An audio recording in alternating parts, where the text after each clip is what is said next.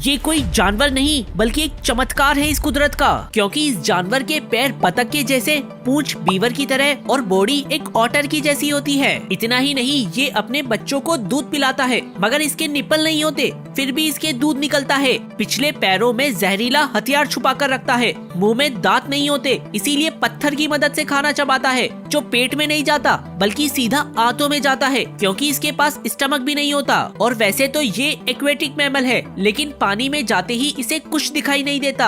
आँख, कान, नाक सब बंद हो जाती है, फिर भी शिकार कर लेता है, क्योंकि पानी में इसे इलेक्ट्रोमैग्नेटिक फील्ड महसूस होता है। तभी तो मैंने कहा ये चमत्कार है।